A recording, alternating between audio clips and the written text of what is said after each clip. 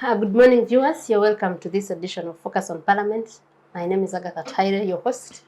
And as usual, we want to look at the stories and the events that unfolded this week in the House and mainly now. It is really packed. The week has been packed. We first saw the apology from Dr. Kagabo Twaha, who had accused the Speaker of bribing him with 40 million shillings. And now saying that he was misled to say that.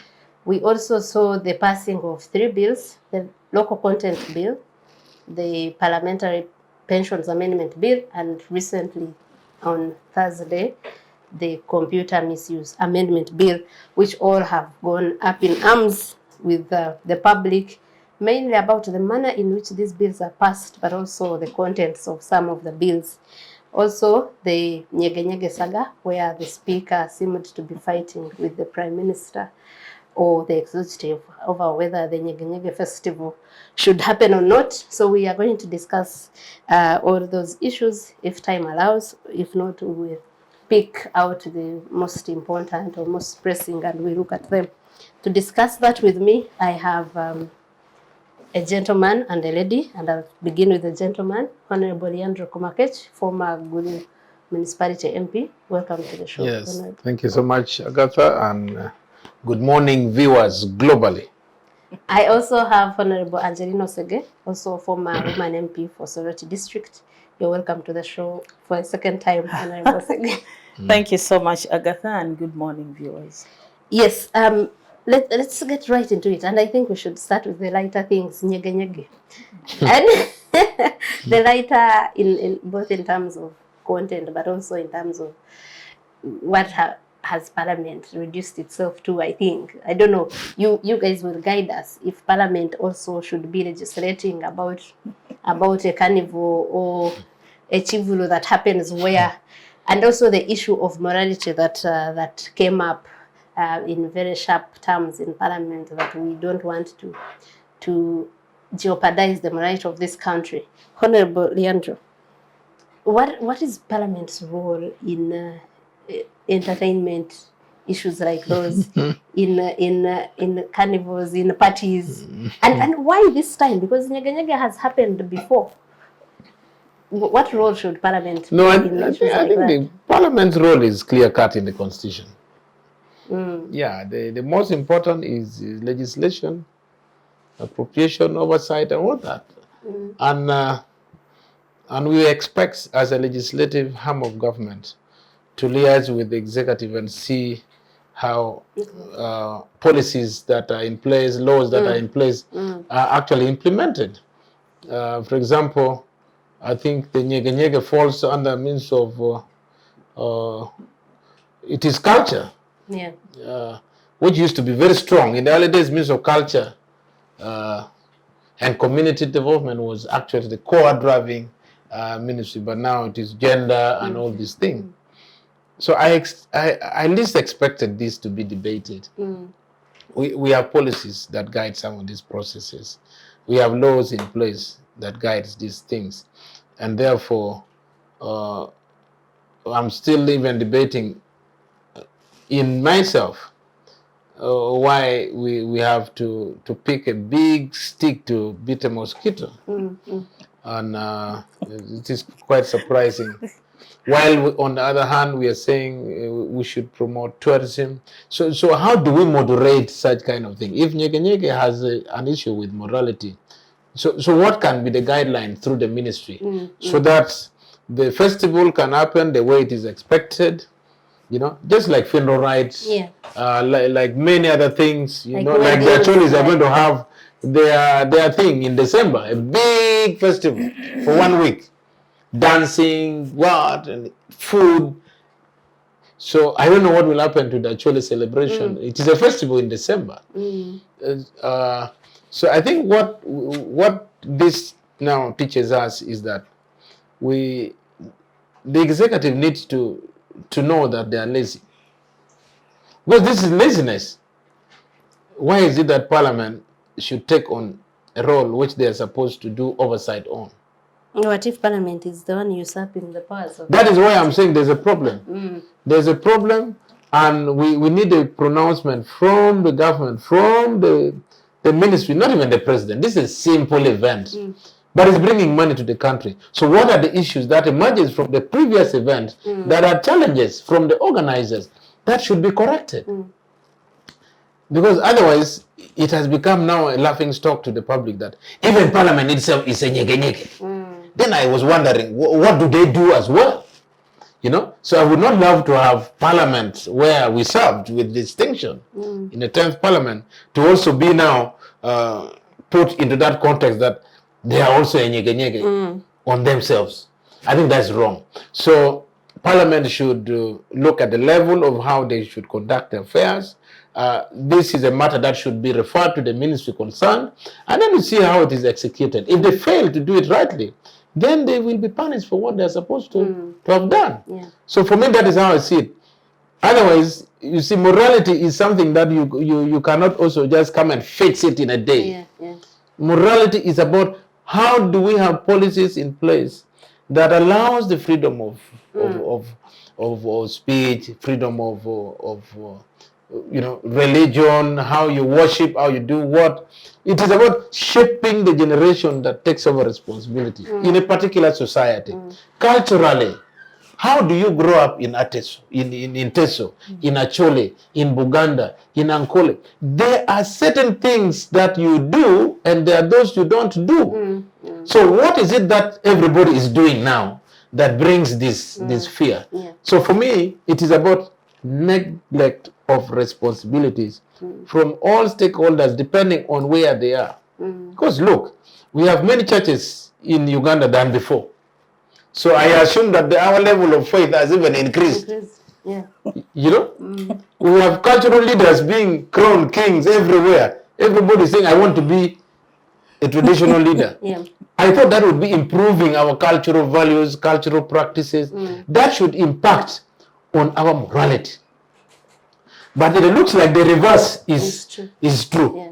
So what is the problem? So for me, this is a challenge that we need to deal with. And that's why I also don't agree with government that we should have all means of national guidance. You don't need it. We only need some of these institutions that are given responsibilities of shaping the generation to do their work correctly. Then everything else will flow. It's about like when you say, we want you to love the country. You don't demand it. Even at home, you don't say, I want you because I'm your father. You should love me. No.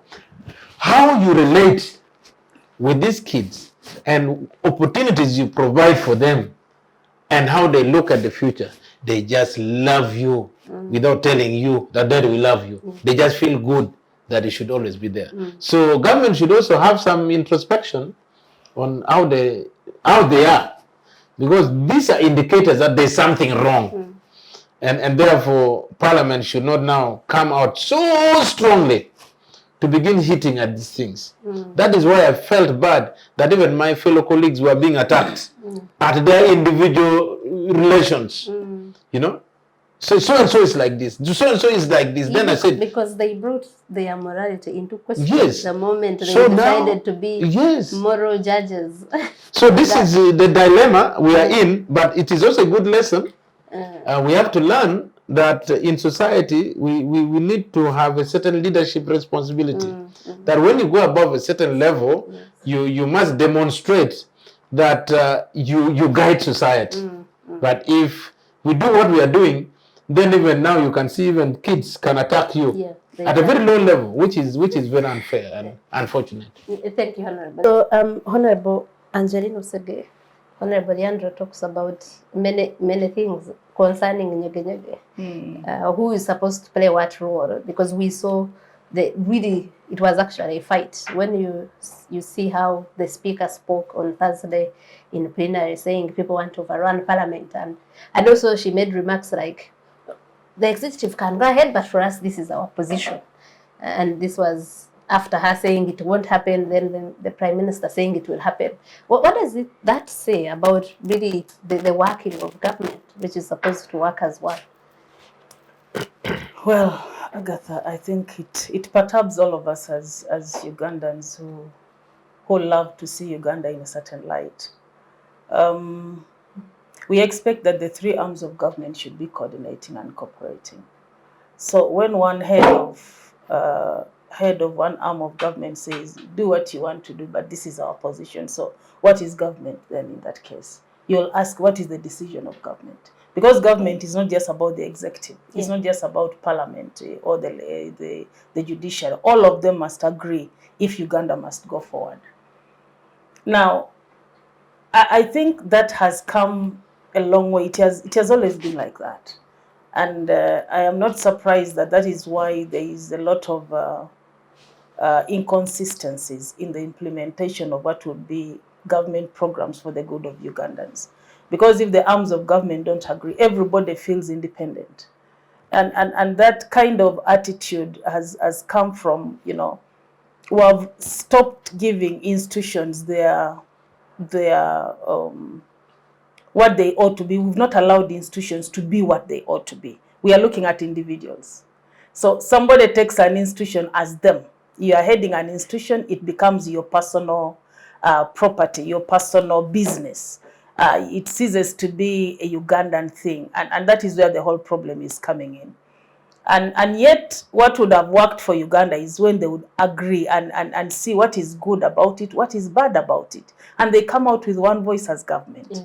Now, it is going to cause confusion among the Ugandans. And Ugandans will refer to individuals, not institutions. Mm. And talking about whether they actually should have debated on it, where we've reached as a country, you see that is firefighting. For me, that is what I see. It is like firefighting. If there were rules and regulations laid down, we have a Ministry of Ethics and Integrity. That should have been covered somewhere among its policies. Mm. But now when an event comes and then you begin talking about it as an event, and we have no laws to look at to say that, okay, this event will breach this law, it will affect this, it will affect that. I think we should go beyond that. We should go beyond that as a country, and the legislature should know better. They could have actually made it look smarter if they had asked the Ministry of Ethics and Integrity to give a report and say there are complaints maybe from the public that this has caused maybe havoc on our children, on, you know, something that would make us feel like, okay, it is about us. It is about protecting maybe our children, the young people, and so on. And it would have looked smarter and said, okay, because of that, this is what we are saying as government. This is how it should go on. Yeah, that would have looked a little better. So, well, it has happened, and we hope that they can correct it. And now the fighting that is being evident between the big people is quite disappointing, and it looked like a show of might. Yeah, it is. Yeah, it is actually a show of might, and everybody wants to show that it is me who is mighty, and I can make things happen, and the other one cannot make things happen, which is childish to me. At that level, that shouldn't be what we portray as leaders. That's true. So yeah, we hope for the best. We hope they can see what has gone wrong and improve on themselves. Okay. But that shows you that laws are lacking in this country, and even where laws are, implementation is very poor. So you don't know what should be done. You know, Ugandans even don't know which laws apply where, because we pass some laws just for the sake of an individual or a few individuals. And if the Constitution tells us you should pass laws for the good of this country, but that is not what happens. That's where the problem comes in. Let me now welcome the guest that has joined us later in the show, Timothy Chemonges, Head of Parliament Watch, who has been really a part of this show a couple of times or a number of times. Welcome to the show, Timothy. Thank you so much, Agatha. And going to still we are on Nyege Nyege. You were in Parliament observing what was happening. What did you make of that whole the chaos that ensued, with one hand saying there will be no Nyege Nyege and the other? I'm told there was even a meeting between the Speaker and the members of the Executive on Thursday mid-morning before plenary at 2, which also didn't harmonize the position as they wanted. What did you make of that whole? Thank you, Agatha. I think that what worries me most is the change of focus from the issue to to now what would ideally be things which will be addressed behind doors. So we've since changed the focus from what the issue would be. The issue is now what probably Parliament has the issue. And now we're now delving into the power plays, which does not help us, at least the ordinary citizen. So at the end of the day, what you want to look at is what issue. And so you find the confusion of the executive and some of the leadership in there affects the ordinary citizen, assuming that what Parliament is saying could be true, or the position that the executive has taken is the right one. That has since changed from us looking in the issue, and now we are looking at the power play and determining who should do what, who should do when. Yeah. And ideally, you see that that's it. It speaks a lot to what could be happening. There could be more as far as the miscommunication and the power play in within the two arms of the government that could be happening that has not yet come to revelation. And so to the extent that Parliament probably exceeded its mandate, either knowingly or unknowingly, because the subsequent conversation from the speaker is that she says that the thing that Parliament ought to have decided is whether they have the mandate to issue the directive stopping any of those actions. She asks at the end that whether does Parliament has that mandate, and also that tells you that there seems to be a bit of there seems to be not to be a clear link division between what the executive should be doing and what the Parliament should ideally. But if you are to look at the effort which Parliament has put in this specific issue, if they were to put the same effort and the same energy in matters that ideally affect the ordinary citizen as far as those substantive issues, health, water, and other things, then I think we would go by far. But to this specific one, I think Parliament was a bit of... It reminds me of how we laughed when the Director of Communications at Parliament, Chris Obole, put on Twitter and said, journalists, why don't you investigate how many people are coming for Nyege Nyege, how much money, because they are claiming that we will lose money, that tourism and what. And the people are asking, why did you first investigate that before you went to go? And Honourable Komakech here would like to tell us a story about business, because he says he's a beneficiary of Nyege Nyege. But it's an issue of maybe not knowing where the boundaries are. But also it really has made government as a whole look bad. It makes government look bad, I think. But I think we should leave Nyege Nyege at that and talk about the laws, the more important things that we think Parliament should be doing. That one is important. The Nyege Nyege. Oh yeah, it's very serious. It's direct income. Yeah. No, I think so.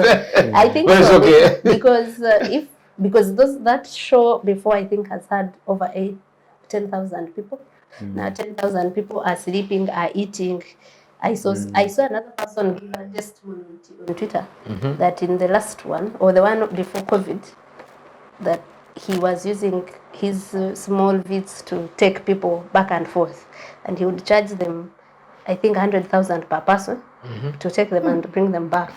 Like, this is like special. So you are putting in, and in the car that time, he said he would use only fuel of 50,000 to and from Ginger. Yeah. So he was counting the money he made there. Now you might have many people that have those sorts of testimonies about the employment opportunities and the supply, which may be Parliament. But Parliament was raising an issue of morality, that we can't do that at the expense of morality. The issue is that who defines morality and where immorality happens? Because who tells you that what happens in Nyege Nyege does not happen in bars or in these music concerts that happen here? I think that before we transit, it is important that government, whether Parliament or a joint team, they should stop anticipating. They should actually look at what happened in the past. If there anything went wrong, should be corrected, and then design some guidelines to ensure that it is enforced and properly followed to the end. I don't see any fear of managing happiness. I've never seen where we say we are failing to manage happiness, because the joy of happiness is good for the country. Uganda is just recovering from COVID. People need to be happy. Yeah. Parliament should see how to moderate the process. The happiness. Yes. For us, we will be vending food. We need to serve. Honourable Osegge is laughing, and I know Honourable Osegge on the issue of morality would probably side with the speaker. But the question I want to ask her, how can you police the morality of adults? You know, that's why I said initially that they should have come through the Ministry of Ethics and Integrity. Yeah. And if there were already policies and regulations, because, you know, society is evolving, the character of society is changing by the day. And we are fighting so hard to protect our young people who just get excited and get into things out of excitement without weighing the consequences of what might be to them. You'll find students escaping from school to go for that function. Yeah, to go for that concert or whatever it is. You'll find it has far-reaching consequences. But my issue was the way it came direct to Parliament. Maybe it should have come from another angle. But as far as morality is concerned, I think we have to work at it. Yeah. But also we acknowledge that Nyege Nyege is not isolated. What people are doing at Nyege Nyege, whatever it is, walking naked, doing what, it is happening in the society. So we need to start managing it from the society. You know, if we prevent it there, then it will not happen at Nyege Nyege. Yeah. But if we don't work at it now, Nyege Nyege is a one event, I mean a one-off in a year. It is just translating what happens usually, like you said, in bars and in disco halls, in brothels and what. So we need to work at that. And then we shall have what we desire. The other question Ugandans were asking was about, you know, leading by example, the morality of the people who are talking about it themselves. And it's actually a very important thing. Of the people who are saying, let's promote morality here. What morality for them? What example are they setting? So you have an issue of corruption. So morality happens only when it's young people dancing. What about when you have MPs coming to say, we were bribed? If you read your Bible, the Pharisees were leaders in Israel, and they were respected leaders. But the notion that is always said about Pharisees, do what I say, but not what I do. So the leaders of this country want to go and... yes, they know what is good for us. But you know that that's not effective, Honourable. That it may not be, but that is it. When you are raising your children, for example, you will not show them examples and expect that they will do what you say. You know, they were not raised well as well. Them as parents now were also not raised well by their parents. So it is just passing it on. So we have to find a cut-off point. Okay, so let's cut Nyege Nyege short. I know it is an interesting topic, but so 3 bills were passed in Parliament this week. The national content or local content bill, I think that one had been sent back by the president. Then the parliamentary pensions amendment bill, which among other things wants to increase the benefits of the speaker and deputy speaker, provides for spouses of the speakers and deputy speaker, but also talks about the contribution of the MPs to the fund, which they say should be increased, but also correspondingly, government should increase its contribution for the members to that fund. Then I think on Thursday, the last to be passed was the Computer Misuse Amendment Bill, which came to provide for hate speech, unsolicited information, unauthorized access, among others, on social media. Now, there have been concerns about, especially the Computer Misuse Amendment Bill, and mainly on those issues of unsolicited information. And the minority report I saw, which was authored by one of the members, the Maogora MP Namuga, talks about how broad and ambiguous that term is, or hate speech. What does this mean, that we have a parliament that is passing laws that seem to be unthought through? Because when you say unsolicited information, you're saying that a journalist should first wait for solicitation to publish information. When you leave it at that, what does that say, Honourable Lyandro, about the laws that we might end up with?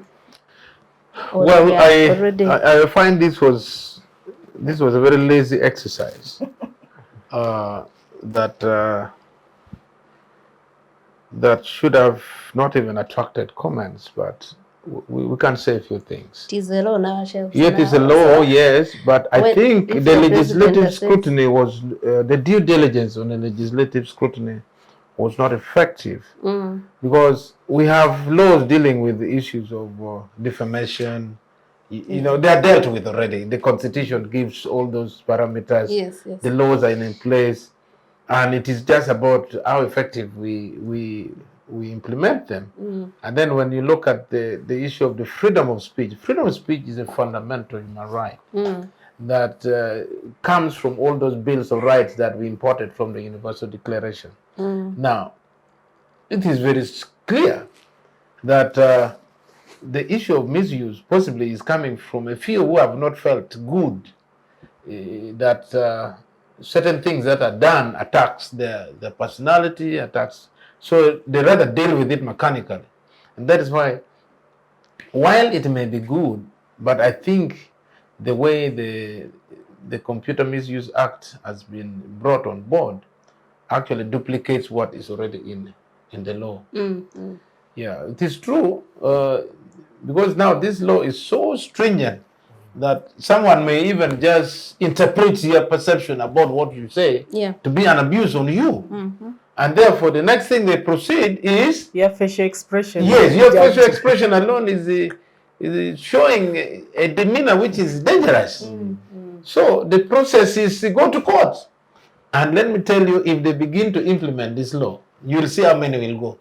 We need to create more prison facilities, because it's going to take so many. And journalists will be number one. The journalists should be ready. Targeting journalists. Yes, you will just, by way you express yourself, you will go, because they are going to implement it.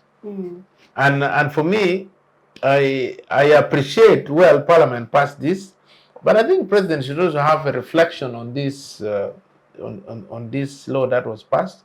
He has a prerogative in 14 days to check whether it is really good. And he has been sending back other bills. Yes, so it will also need to pass the test of the human rights thing, sensitivity.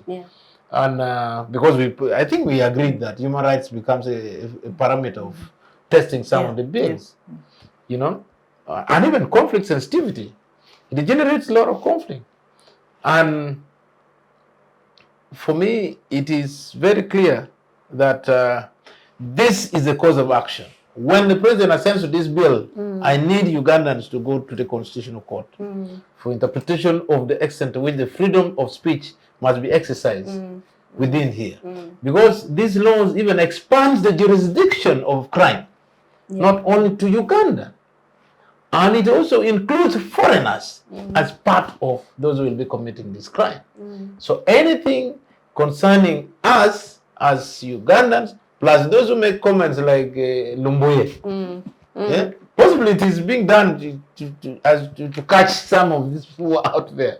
So that means those who continue on WhatsApp and speaking to themselves with their clear faces now will be extradited. I think we also need to check how many countries have signed extradition treaties with Uganda. So that if anything happens, you find Americans are going to be brought here. Sudanese will be here. Tanzanians, Rwandese, because that is what the law is directing. So we are going to enter into a lot of conflicts with other states. So for now, I think the members of parliament, well, they have done what they have done. The president should finally have a reflection on this. I know there's going to be a course of action. Hasn't he assented? No, not yet. No. It was passed 14 days. yesterday. though sometimes it takes long. Yeah. But for me, this is a clear-cut constitutional case that should, and Agather should proceed to the Constitutional Court for interpretation. I am thinking about yes. this. I am so that is my take on this. Thank you, The camera people, you know, they are all at stake. Their lives. This is a livelihood for them, but it's also going to be an area where they're full of minefields. You step here, it is a bomb. Step there is a bomb. So who will provide food on the table for those who are working in some of these risky spaces? Yeah. Honourable, the one issue that came up in that bill, Honourable said, was the social media clause, which also restricts what people write on social media. And that clause was not part of the bill initially. And in the minority report, Honourable Namuga says it wasn't even discussed during consultations with the people that they consulted. You have been in legislation and you know the processes. Is that regular, that a committee goes and imports its own clauses, and at the level of writing a report, not even that it is a suggestion or proposal that came from the people it interfaces with? You know, we started seeing that coming into light with the Majezi bill, and now it is strengthening itself. Apparently, it's taking deeper roots in the legislature, which is very, very unfortunate. It shows that there are no more principles. People, I mean, we are whoever we've given responsibility is not doing it the way we instructed them to do according to the Constitution, even the rules of procedure. By the time you smuggle in a clause, it breaches your own rules, of course, as Parliament, because that is not acceptable. The reason why members of Parliament sign on every page of the parliamentary report basically was because of that kind of action. So that whatever you sign to is what you have discussed and agreed. That is the essence of the matter. But now you have made people sign, and then you smuggle in something that they have not known about. You are making them, you are holding them responsible for what they don't know. In fact, that is, I don't know whether that is perjury. I don't know what to call that. In fact, the chair of the committee should be questioned, because you are holding members to what they do not know, what they did not agree to. It is illegal, it is evil, it is immoral. But why did the members sign the report? You know, it can be smuggled even after you've signed. Yeah? We don't know at what point it was smuggled in this case. Yeah, you can't know, but it is possible to when you read everything else, and then before it is, they give you a draft to read. And, well, I don't know what happens. You have dealt with before. Personally, I used to read reports page for page, page by page. But you know, some people, when they find like 3-4 people have signed, they just append their signature. They don't care to sign. You don't know what is in somebody's mind by the time they sign. You should account for your own signature. And that is what members of Parliament need to learn. And I think it is not a good practice if that is what was done. Because one, it is killing the image of Parliament. It is killing the trust that people have in Parliament. Because by the time Ugandans send you there, they think you stand for them, you stand for the truth, you stand for what is right. If it was to satisfy some people's desires or some people's positioning, I think they should have brought it in another way. They should have brought it in another way. Maybe in the committee stage, probably. They would have said, someone bring it in the committee stage. There you can do amendments because it is allowed according to the rules of procedure. But generally, it is not a good practice, and we should not be doing things like that. We are getting worse, from bad to worse, and it worries me that the image of Parliament is being tainted even more. Instead of working at improving their image and appearing to the public as an institution that Uganda can depend on, can run to, it is increasingly becoming an institution against Uganda if they continue doing things like that. But you know, politics is taking a different turn in this country. Everybody is working for what they can benefit. Yeah. It's no longer about Uganda. It's no longer about taking Uganda forward, but it's about what you can get at the moment. What risks do you run as an individual? That is what people are looking at, which is very, very unfortunate.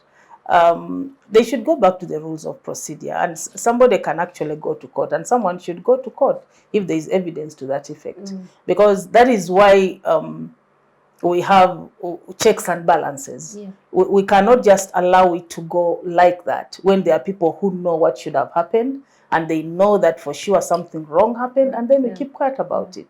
We will not be doing Uganda justice. So the likes of us who know what should have happened should go ahead and seek redress elsewhere, so that it doesn't happen again. Yeah. Because if we don't say anything about it, it will continue even in worse situations. And for me, I am seeing another public order management bill in this. You know, the way the public order management law turned out, it even started, it became a cannibal to the very enactors, the very people who proposed it and who stood for it. And that is what is going to happen. They may look at it as a weapon against other people, but it will get all of them. Yeah. Tim, you sit in Parliament, so you see these things. This was a controversial bill, to say the least. And we've seen the controversy and the chaos that has happened during the passing of bills like that. Like she mentioned, POMA and age limit. How come this sailed through seamlessly within less than an hour? How was the environment like? So Agatha, first I should say that I was among those who appeared before the committee to give our views really on this bill. Yeah. And our views were on 4 fronts. One, we thought that this bill sought not to address a specific mischief. 2, our thought, and still is that the bill is focused more on controlling as opposed to regulating. And the other area that we had an issue with is that most of the provision already being suggested on the bill are already catered for elsewhere. Yeah. And so we don't need to be in the business of making laws for purposes of them. So the other area was on the punitive penalties that had been proposed, and we think the same has actually been further increased from previously it had been proposed to around 500 currency points, and so now 750. Yeah, it was increased for most of the offences. So 15 million for unsolicited information, which is not even defined. Which I mean, like how? And for hate speech, and hate speech should be subjective. What you call hate speech is not what. Yeah. So but Agatha, come to think of it, we are killing news in this country. Yeah. We are killing freedom of expression. Yeah, the freedom of expression, press, but also it doesn't now make sense. It's a whole lot of things that are supposed to be buried. I put on Twitter saying that as journalists now, if I am investigating or want to write about an office, a public officer who has maybe abused office or involved in corruption, I have to seek their consent, because the bill says don't write unauthorized information without the consent of the person it is relating to. Which definitely will not be given. We are not protecting wrongdoers. It's a bit of the space is shrinking. So Timothy, how come there was no protest? So to say the least is that it's not true that the process was seamless. There were dissenting voices, which I think inside the house, as it was being. They were a bit they were a bit of suppressed. I think the presiding officer was really passionate into the bill, for which I think I don't know what reasons, but presiding officer who was presiding over a bill that was reviewed by her husband. Yes, so it is a bit. We know it was an MP, Agatha. It's an MP, but it doesn't. No, it doesn't stop it from looking very strange. Well, but I think let's concentrate on the member of parliament. But also, even to that end, we had the Attorney General, who is the government advisor, and so in whatever context is there to give the guidance. But you will see that there's been concerns the president returning some of the bills which are presented to him for assent. And the probability of some of these bills which were passed coming back to Parliament are high. And we're hoping that they do. Yeah, maybe not. Which speaks a lot to the process, right from the consultation stage to when they are passed. I think there could be an issue, because we must first of all just say thanks to Parliament that they are doing their role of legislating, which is their role. So our issue is that the process and the manner in which some of these things are handled. Upload the fish for swimming. It's a bit tricky. And the other thing is that we have enough laws, some of which have not been tested. Some, especially on this area of computer and the use of freedom of expression. There are many, and what ideally was being legislated on this Computer Misuse Act, we thought that they already provided for in other laws, and so we didn't need to regurgitate and duplication, which Honourable Lyandro talked about. But I need, before we take a break, to contextualize what I was saying. When Timothy says that the presiding officer seemed passionate about the bill, and the bill, the committee that scrutinized the bill was chaired by an MP who is the husband of the presiding officer. They say justice doesn't need to just be done, but it should seem to also to be done. So you start wondering, was there any interference even before it came to this level? But where we live, for us, some of us who are considering challenging it. Just on that, I think that if that assumption is to come to be true, it put to test to many other things that have been handled in the past and now. But I think it will be okay to look at it from the Speaker and Member of Parliament position. Whatever happens, even at the end of the day, you see, we have already members of Parliament seated there. You have the executive, and so ideally there should be sanity. Ideally there should be sanity. For me, this bill, the way I see it, well, I had prepared a bill in the 10th Parliament, which I had not yet processed. It was called the Digital Rights Bill. Now, the digital rights would actually help to protect customers, ourselves, the journalists, and then filter out some of these excesses that are actually being put here. So the context in which this was brought actually is wrong. It needs to be overhauled in future. If God gives us opportunity to get back to the House, the Digital Rights Bill should override this one. Thank you. Let's take a short commercial break. We want to also discuss the Parliamentary Pensions Amendment Bill, but also the manner in which these bills are, passing at a very fast rate, and the return of the bills by the President before assent. We'll be right back. Digital rights are those human rights and legal rights that allow individuals to access, use, create and publish digital media, or to access and use computers, other electronic devices and telecommunication networks. Digital rights include a right to freedom of expression, information and communication through technology, a right to privacy and data protection, a right to credit for personal works, a right to universal and equal digital access, a right to identity, a right to anonymity, a right to be forgotten, and a right for protection of minors, among others. The state's digital rights are frequently violated through various unfair actions, for example, blockage of websites and social networks, theft of credentials, unauthorized use of people's data for personal gain, privacy intrusion, online censorship, arrests and intimidation of online users, internet blockages, and the proliferation of laws and regulations that undermine the potential of technology to drive social, economic, and political development worldwide. It is hence every citizen's responsibility to respect rights of other digital users and to speak out or report to the responsible parties when one's rights are violated. Welcome back from that short commercial break, and we are glad you're still with us here on Civic Space TV on the show Focus on Parliament. We are still discussing issues that have unfolded in Parliament in this week, and we were looking at the Nyege Nyege saga, where there's seemingly a fight between the two arms of government over whether the Nyege Nyege festival that happens every year should happen or not. Also, the bills that have been passed, notably the Computer Misuse Amendment Bill, and also now the Parliamentary Pensions Bill.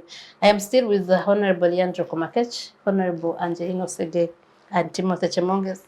And yes, about the Parliamentary Pensions Bill, it's, among other things, seeks to increase the benefits of the Speaker and Deputy Speaker. In the bill, the movers were saying that that the Speaker is getting less benefits. A retired Speaker gets less benefits than people that they are actually higher than in hierarchy, including the Prime Minister or the Chief Justice. The Speaker and Deputy currently get 60% of their salary in benefits in retirement, a car, medical insurance, 2 servants, and among others. But they want it more than that. I think the increase now, they want 80% of their salaries. But also, most importantly, they are talking about spouses, that the spouses of the Speaker and Deputy Speaker should also have benefits. But also, where a Speaker dies without a spouse, there should be someone designated to, the dependent of a former Speaker or Deputy Speaker should take those benefits. And I think this came to mind when the Right Honourable Speaker Oranya died and had no spouse. But also setting the time period for how long someone who is a dependent or spouse of the Speaker or Deputy Speaker should get these benefits for. The issue about this bill is that there seems to be a selfish motive in it. When you have Ugandans who are saying that MPs were spending a lot on that parliament, when these issues happen, what signal does it send? Because I think the latest problem was that they had increased their emoluments. So now you have this where they even want government to increase the contribution to their savings scheme. What does it mean, Honourable Lyandro? Is it a good thing? Is it a bad thing? Are we looking at it with maybe narrow lens? Well, I think this is a patchwork of progress and a patchwork of failure in the context that the intention of this amendment was so good because it was about regulating the retirements of the members of parliament. Now, for me, my interest was there are those past speakers who left the house. If you count from 1980 to June, is it June 19 what? 2011? You find that there are those who really did not get anything. The Botagiras of this world and the families. No, the bill provides for them. No, but that is why, for me, this should have been the focus, but not taking benefits of what they were supposed to do and then bringing other issues that were not supposed to be in this bill. Because all this was, the intention was to regulate benefits. Now, regulating benefit was about those who did not have anything at all. Bring the former speakers. President Museveni was a speaker, right, of parliament, 1986, you know. Call the chairman. The deputy speaker was Aje Musa Chigongo, you know, deputy speaker. Now all these, they left without benefits. Now this was supposed to now provide for these people opportunities to get some benefits out of this law, which is okay because it's national service. Now, for me, my interest was, well, I agree with members of parliament because we even fought about it in the pension scheme, that government was not interested in making sure that the members of parliament had an elevated salary because of fear of paying the what? Pension. Because it's something which should be added on to from what you earn. So government resisted and therefore they made the salary to remain where it was. So I think there has been an innovation through this bill that since members contribute 15%, let them add 5 more percent. That's what the bill directs. 5 more percent to the 15 to become 20. So if you add 20 from the member and then from government, so that the take home during retirement, you carry something which is, you know, but the argument was premised on the changes, the economic changes, inflation, what, and all these things. So that was, I agree with that, and that members decided that let their percentage be increased from 15 to 20. And then, of course, the members who lost election, if you are now into this process, and I think it will just take effect from the current members of the 11th Parliament. For us who were in the previous Parliament, we did not have this opportunity. So that means it is only those who never collected. For us who were only for one term, for those who never collected, they will benefit because government was even subtracting when you are leaving Parliament after one term. Government again retains some money from the overall pension you are supposed to take. So for those who never picked all their money, they are now going to be direct beneficiaries of this law. So that means they will carry totally all the money that was meant for them. But for us who picked ours, definitely we have lost this battle. Nothing. We just hear about it. It's only when we get back is when we become now new beneficiaries. Now for those who are already there, who have served 2 terms and beyond, they are okay. So for me, I think the only challenge is about many adding onto the loads at the upper level. Too many beneficiaries.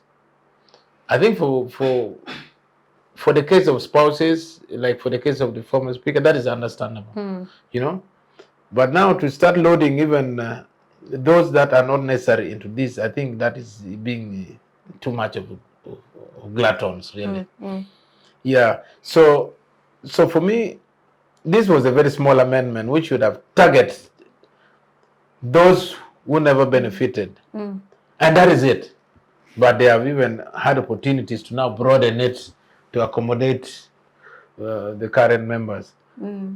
Well, I think the pension scheme should, because it has the entire members who debate these things, they should review whether this is fair.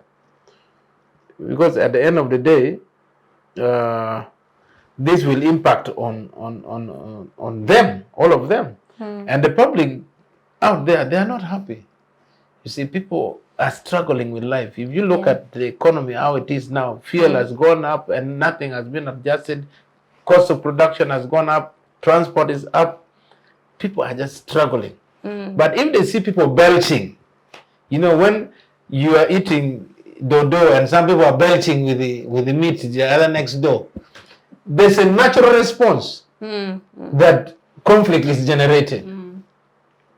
And this will only be explained in the ballots in the near future. That, okay, as the voters will say, we shall see, we shall wait for you. Now, those are the statements that start coming out. So I think the president should also be fair, because now this is like judging the case of the forest, the monkey. The president is a direct beneficiary of this thing. I want to see how, when it reaches there, he will take either a quick decision to make sure the bill is into law, or he will say, well, I think let's moderate it. Because he also has the other bit of being a president. Now, this one also, as a former member of parliament and also the speaker of parliament for I think how many years? I don't remember. From 86, 10 years, from 86 to 96. You know, so well, it is a difficult issue. 86 to CA. Oh, during CA there was another parliament. Yes, yes. Yeah. So let's wait and see how it goes. But I think the aspect of too many eatings is attracting too many challenges. Yeah. Government should now see, because they're talking of merging things, reducing expenditure, doing that. We should do it in national interest, in the context that makes the public also move with us. in unison and not to attract too much critiques and you know, all these things. It's not necessary. Because we are running this country on behalf of the citizens. It is not a direct democracy. We are people's representative. Do we represent them in the interest that we deserve? Do we do what they also know and say, yes, well done, you deserve to get this? Now, those are the challenges that we should be measuring ourselves against.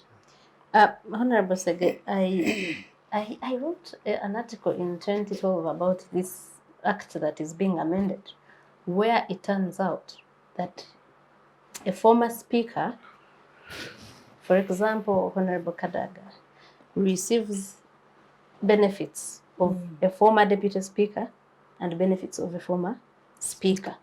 That's how the act was designed. But even the second was also was second a deputy speaker. Yeah. Yeah. So you receive benefits of, maybe now they have added for him even benefits of vice president. So because now the culture, the norm has been that a deputy speaker becomes speaker. The law was, there was a lacuna that you receive both benefits of a former deputy speaker and a former speaker, and that was outrageous enough. Now, instead of the law curing something like that, it is adding money, it's adding benefits on people that are already receiving. What does that say about our parliament, that we already think is taking a lot of money from the consolidated fund? I am looking at government now as an amoeba. You know, an amoeba changes shape. You'll think that it is small, and yet it has pushed probably part of the content to one side where you cannot view. So what government is doing, on one hand, it's saying it is reducing that, cutting down costs and doing this and that. Yeah. But then on the other hand, it is actually making it worse. So thereby not causing any change that really affects the people. I thought we had amended that act to say that the benefits you get are for the last position that you hold. No. It wasn't amended. Wow. I think, but there was a proposal to that effect. There was a proposal to that effect. Now, it is actually immoral, sincerely. When you look at this country, when you look at the economic status of the average citizen of Uganda, it becomes immoral. But I want to look at it from the foundation. Where does all this come from? Yeah. I don't think we just need to look at the action of saying we want, agitating for more increase every now and then. What is causing this kind of agitation? There must be a foundational problem somewhere. The demands that are put on politicians. You'll find that if you are not somebody who had other side income as a politician, by the time you get out of parliament, you actually become a pauper. You have seen many ex-members of parliament who didn't, maybe they came from university and straight into parliament with all that excitement and the demands of the constituency. By the time they get out, they're actually, they have nothing to show for their position as a member of parliament. That could be the reason that I want to look at. But that is not how to solve it. Yeah. The way to solve it is to address the understanding of the public. How the expectations of the public from their members of parliament. Otherwise, the increase will agitate for increase endlessly unless the root cause is addressed. Dealt with, because I imagine that is the situation. We think we are going to patch up those gaps by continuously increasing, but it's going to cause, it's a time bomb, actually. It's a time bomb in this country, because when people become so impoverished, someone cannot have 3 meals a day, and then they are looking at someone who is continually being added benefits and privileges and so on. A hungry person, when they get angry, they stop at nothing because they know they have nothing to lose. So it is something that we need to work at before it explodes. Ugandans have so much bottled up anger because of things like that. And we should be sensitive, really we should be sensitive to the plight of the Ugandans. Yes, we may need this, but there should be a better way to handle it. Why is it that it is us who want always to be better off? How do the citizens benefit? Of course, we know they are the ones paying the salaries of the politicians. What are we thinking about them? So maybe for once, they need to stop and say, okay, while we need this, how can we do it better? Do we really need to keep increasing, or we address something else? They need to do, I think, thorough analysis on these things, because it will not be a solution. Because every parliament, there is always that outcry of adding this and that, and just because the constitution gives parliament that those powers to legislate on their benefits, on their emoluments. So it has bred selfishness on the part of our leaders, and I think it is time we checked it. Because this country, the Minister of Finance was saying the economy has got an accident. Now, for an economy that has gotten an accident, it is having its legs maybe in the accident ward, you know, being added metals and these kinds of things to try to straighten it up, to make it work again. And yet, at the same time, we are bleeding the same economy. I think we are being insensitive. They are being insensitive. I'm not putting myself there because I'm not there. But they are being how insensitive. does it look when you are seated in a chair and presiding over something that will benefit you in that manner? For me, that's where I think it's if it was other people that you say it is being presided over, but I am looking at the other proposal, for example, being about a speaker who dies in retirement. They were saying that the law, as it is, does not provide for, let's say, God forbid, second, he died now, the benefits would stop there. They want the benefits to continue. If a speaker dies in retirement, to continue going to the speaker's dependents for 15 or 20 years. They said 15 to 20 years. Timothy, also weigh in on this bill if you have followed the proceedings. Yes, so first of all, I think that looking at the amendment, one of the things that I like is that it allows the members to have mid-term access of the which is, I think, personally, I think it's a good thing. But to the extent that it fails to create a distinction on how some of these monies can actually be gotten, we are facing a bit at a country level.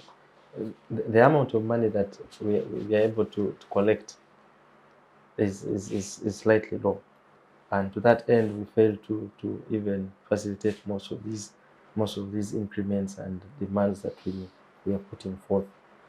But to the specific law on this, I think there are concerns which bring us here. That how members of parliament come to parliament.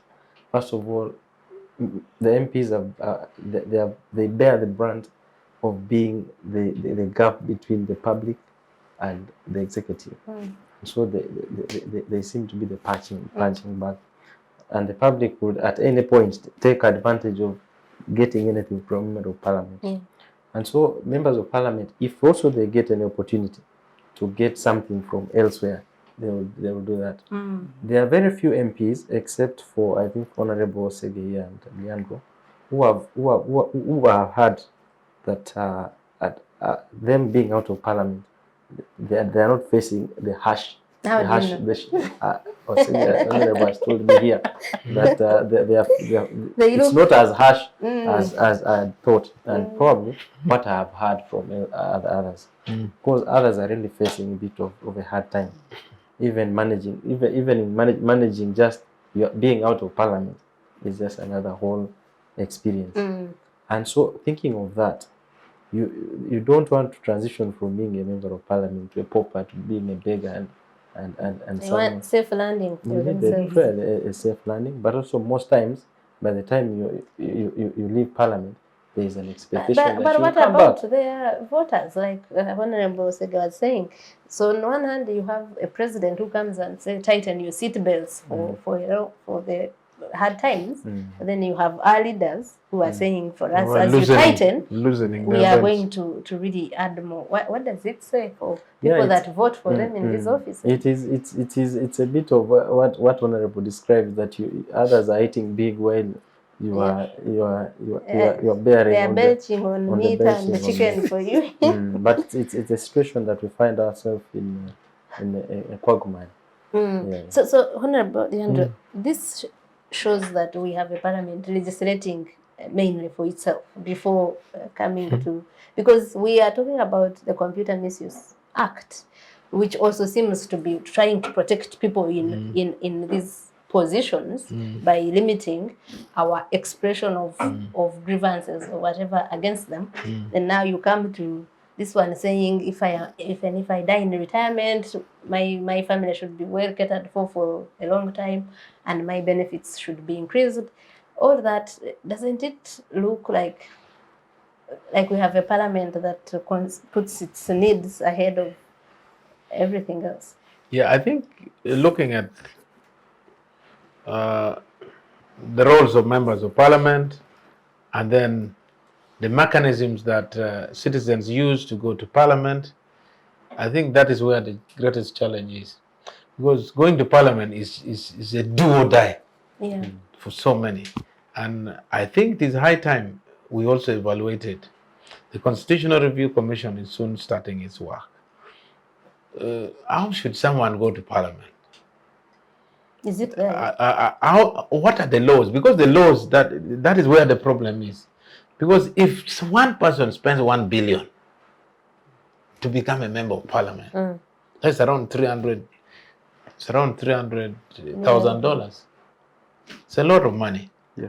So the whole aspect of going to parliament becomes a personal assignment. A business. You want It to is get business. an investment. Yes, where you but need if a return. institutionally we know that Honourable Osegge is going to parliament to represent FDC. I saw it in Norway. I did campaign for the former To Prime Minister of represent Norway. the Alliance for Yes, Transformation. your alliance. Sorry, you have shifted. Yeah, but I knew in the last parliament you represented FDC. Now I saw it. I witnessed it in Norway. The constitution structures that there will be members that will be nominated to represent the party directly. Then those who will also go in elected but represent still the party. So the parties becomes the core institutions that are represented in parliament, not the individuals. So the end result is that there is no way you can have a process of corrupting someone. You only need more members to be in that party. So that means you work very hard to recruit members. I saw the Labour Party in Norway winning elections, and now they tell you that we are going to have 100 members of parliament appointed. But depending on how effective you have worked in the party, you have stood for the interests of that party, the values, the word, the policies, and then the council, is it the council or whatever mechanism, they sit to agree that Chemonges will go, Komakech will go, Agather will go, without subjecting anybody down there. But because the party has members, then they give depending on the percentage you get at the election, and then you represent. We may need to also review our representative democracy. How do we get people to represent us in a manner that avoids corruption? Because we have seen in future we may have actually more independence in parliament than even political parties. Already independents are even more than the opposition members representing political parties. So it's a trend that needs to be evaluated. Are we performing across the board well? Are members who represent their parties, do they represent their parties fully? Because even their parties may not be supporting them. They go on their own. So when they reach there, they said, okay, this is business. So the the hangover of individual merit has really impacted on the operations of political parties so much that I don't know how long it will take. So the roles of parties seems to be diminishing while individual merits are still stronger in the arena of legislation. That is why you find it is so difficult to deal with people. You hear 40 million was taken, others are meeting what, you know. So for me, as Honourable Osegge said, and my colleague Chemonges, we need to kill the root causes of how people go to parliament. Yeah. Now, a law in future should even be enacted to criminalize certain behaviors through electoral laws. That if you're found giving money, distributing the way it is distributed, you must go. You must be disqualified. And actually, if you're disqualified, that law is there. You don't come back. You must never come back. That law is there about bribery in elections, for example. But it is not well. But they allow them to come back. They allow. You see now, by this time, if we had been sending away, you send people and they come back again. It goes back to what we were saying. It is wasting time. You people legislate for yourselves when you're there. A person says, if we say don't come back, I might be the So we just pray. We pray in future that we have a government that would only want to work for only one term. And just streamline everything. Yeah. And that is what some of us must do. That in future we need to galvanize forces that sets everything right. So that you do it for one term and you go. Yeah. For someone who wanted to be for only 2 terms. Yeah. You know, if we went back there, you just do one term and you go. There's so many work to be done outside parliament. That one time you oppose all these things. Yes. At least you'll be overpowered, but at least you'll be. No, you know, you never know. God will one day be on our side. We don't want to stop at just talking, but we want implementation. Exactly. Exactly. Yes. Results. Thank you, Honourable Lyandro. Honourable Angeline, this the passing of these laws and the number of them that have been brought back to Parliament by the President. I think the latest being the Agriculture and Fisheries Bill. Also puts in question the manner in which they are passed. It's a bit really fast. And Honourable Chemonges raised it last week and said, we are going to find ourselves in court. And the Speaker said, I have passed a law here before in 15 minutes. We no longer see the debate on laws that we saw the time of the 10th, 9th Parliament, or even. What could be the problem, and what does that mean for the laws we are going to find on our law books? Well,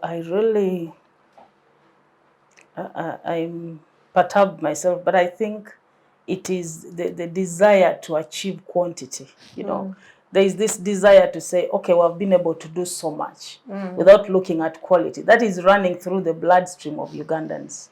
We want to see the quantity we have achieved, but when you look into the quality of what you say you have achieved, it is still wanting. I think that is what is driving Parliament.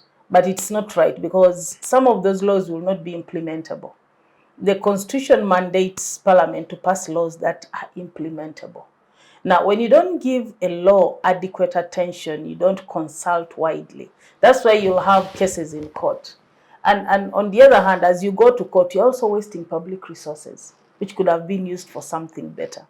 So I think it's better to give it time, scrutinize it well, and do it in a way that you achieve satisfaction, both on your side and on the side of the public. And it satisfies you to know that you have done quality work. Yeah. But at the end of the day, if somebody comes and trashes all your work, it is like you did nothing, and personally I would feel bad. That should be at the back of the legislators as they do this thing. They should know that there are lenses. They are looking at them through a lens. One day someone will come and challenge them and trash all that work. What legacy will they have left? They should be looking at leaving a legacy for themselves, and when they appear in public, they can't hide their faces. When you are with the people, you lift your head high because you did the right thing.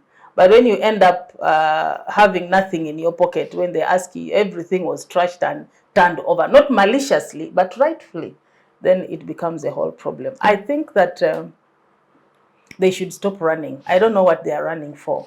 Like the laws that we've just talked about, there were other laws that took care of those issues that were being raised. It was not necessary to bring up these. If there was an amendment that needed to be done, it would have been a simple amendment, but not enacting a whole law and ignoring the others. And it also brings to mind the fact that it looks like Parliament doesn't know the laws that are existing in this country. I don't know what the Attorney General is now doing, the Shadow Attorney General, because they should be advising Parliament that these laws are already existing.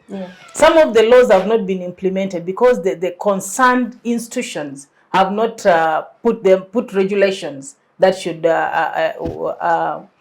make those laws active, you know. So, but passing laws on top of other laws, it is a waste of time, waste of taxpayers' money, waste of everything, waste of their time that they should be doing other things. So I think while this parliament is said to be the most educated so far, when you look at the CVs of the members of parliament, on average, many of them have read books. Yeah, they should be able to do better. But you know, like Timothy is always counting for us the masters, the PhDs, and the degrees. Yeah, that, you know, 39%. there is something that papers cannot give you. Truth, honesty, and objectivity. You can have PhDs, no matter how many, but you will not get honesty out of holding a PhD. So that is what we need. And now it takes us back to the moral aspect. Yeah. Which is not the one you taught want anywhere. to pull down our throats when we yourselves are not. You know, it is still a foundational problem. And like Lyandro is saying, we pray to God that some of us who have that kind of thinking, hopefully by the grace of God, we shall continue thinking the same way. This thing has to be corrected before it goes too far. Because when you look at this country, where we are going, where we are at now, it is dangerous. We are at a tipping point. And if nothing is going to be done in the short run, it's going to be an explosion. Yeah. We will not know where it will come from. Timothy, you have observed these things, the deliberations in committees and the debate on the floor of Parliament on these bills. What's the difference over time that you've seen? But also, is Parliament Watch considering doing that sort of study to see the quality and the quantity, if the quantity corresponds with the quality? Why do we need to have many laws and legislate more? Is it that these ones are not working? Where is the missing link? It's, I think when you told Honourable here that what he was mentioning had already been provided for under the law, what came quickly in my mind is that why isn't it working? Why isn't it working? But also it's very hard to point something specific that we don't have a law. What has been legislated on is more than those which has not been. So that's part of the thing. But I think there is a missing gap. And looking at these specific laws, you will clearly see that there are procedural faults. That in terms of the consultations, to have it come to face, to come to reality, there seems to be a problem. But also, either those who are charged with the responsibility, they are so involved, they have personalized some of these provisions that it blinds you from being objective in legislating. But then also this means that apart from Parliament being the arm of government which puts in place these laws, I think the citizenry and some of us who are fairly aware, it's incumbent on us to see that these things are corrected, either through the judiciary or within Parliament. I've seen Kenya, their legislative arm. I mean, the citizens are so passionate in litigating some, and it refines slowly by slowly. We are not a litigious society. That's true. But we ideally we should, because there are things that you strongly disagree with. I've seen many people disagreeing with the manner in which the ROCO deal was passed, but no one has since I'm not seeing We it. are working on it. I'm just hoping that there are The many who are citizens working are on working. it. So it's a process. No, because we had actually waited for MPs the MPs who had thought that it should be rectified, and they were seeking internal mechanisms, and they wrote to the speaker, and when the speaker said it will be revisited at an appropriate time, as in maybe whenever you feel like it. So we waited and we asked them, those that were, and they said they are giving the speaker more time to see. So maybe that's what has delayed some of the people. But I know that there are people that really wanted to challenge it, both in Parliament. I don't know where that ended. We've had stories of what could have happened, not verified. Yeah. But I think the citizens, after seeing that the MPs are not doing anything, I am sure they will do something. And thanks to this show, we have updated the citizens on this show about that local deal. Okay. Even when the motion was lodged with the speaker and nothing was done. Yeah, so I think, and I know people who are saying, please help us get information about how far. And if they are not willing for us, we go ahead, which is a good thing, but we need more people who are willing to refine the process. Yes. Thank you very much. I am going to ask you, Honourable Lyandro, to give us your closing remarks on this. I know you had another engagement, and we have taken long on this. Well, tentatively, I cannot close the remarks today. There are a lot of unfolding issues there. Tentatively, I think we need to strengthen the watch. We need to beam our cameras in Parliament, because it looks like we are being because the law, what the law we are discussing here is doing is try to further shrink that. So we need to focus more, because it looks like we need to push back. There are many things that may seem to happen that may take us by bigger surprises. Given that we can have things we never expected can happen. And also, I think the citizens need to be stronger to demand what is good for them, so that our legislators, when they go to the constituencies, they pick matters, issues that are important for the progress of this country. This is the only country we have, Uganda. We cannot run to any other country. So we need it to move in a direction that we are all agreeable.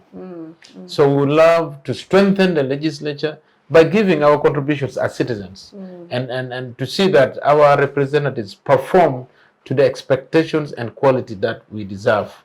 And I think that one we shall not tire, because it is our responsibility. The Constitution gives us that as citizens, to stand for what is peaceful for the country and for good governance of this country. So I think it is a rolling responsibility. The terms of reference is extended, and we shall be at it. Thank you, Honourable. Honourable Osegge, your parting shots on today's issues. We need to keep praying for Parliament, pray for the executive and the judiciary, because the Bible tells me that pray for the city where you dwell, that when it prospers, you also prosper. But at the same time, we have to do things as human beings. We have to correct them and speak out where things have gone wrong. I think it's only, somebody might think that we are sour graping, but I think our opinions have not changed. Even while we were in Parliament, it has not been any different. So we need to be able to understand where we are coming from and why we are where we are at. So I really want to ask colleagues to be retrospective and not ignore what is coming out of the public. Because some may not lose the election, they may threaten them, because people are hungry. They will go and dish that money which they are getting now, give to the citizenry, they are sure of 1 or 2 meals, and they will still get them back to Parliament. But citizens need to be empowered. I would appeal to CSOs. What are they called? I think they should go out to educate the public, because deliberately the public has been denied information that empowers them. Without information, they cannot be empowered to do anything. They need to understand what is at stake. They need to understand where they ought to be. They need to be able to see themselves where they ought to be and why they are not where they are at.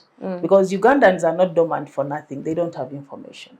Now, with these laws that are contracting the space even further, it becomes difficult to give Ugandans information. So there has to be a way to empower the Ugandans and let them know what is at stake in their country. Like Lyandro said, we have only one country.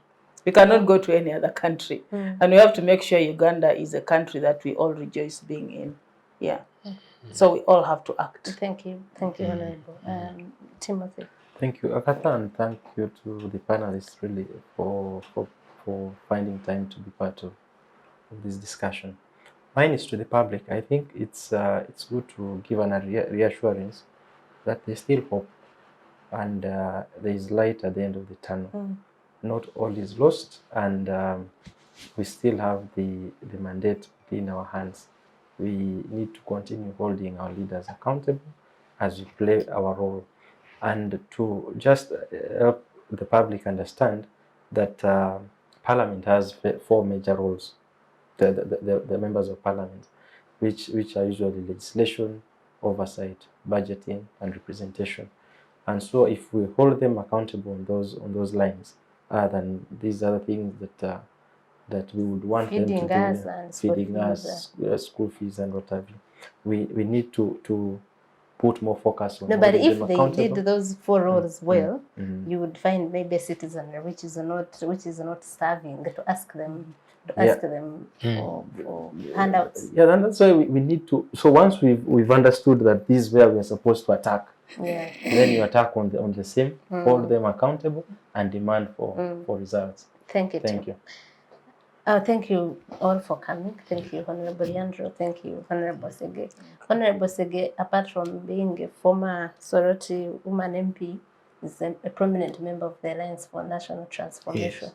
We needed to clarify that. Thank you, Timothy, for being on the show. Whose reports we still refer to date. Because that's unpacked. Yes, we still refer to those reports. Actually, I was doing some work this week, and part of the reports that I was referring to was that. Very well done. Thank God. Yes, and to the leaders, I think for me, mine is that while Honourable Osegge refers us to the Bible, where the Pharisees would say, "Do as I say," I think if you're going to demand that Ugandans, the morality and legislate on it or police it, it should come from up. And we see that we have leaders who are doing what they are supposed to do. And morality, you can't define it in ways that only suit you. But also the laws that we see coming through seem to be targeting the society that wants to hold you accountable. And when you are in public office, I think accountability is one thing you can't run away from.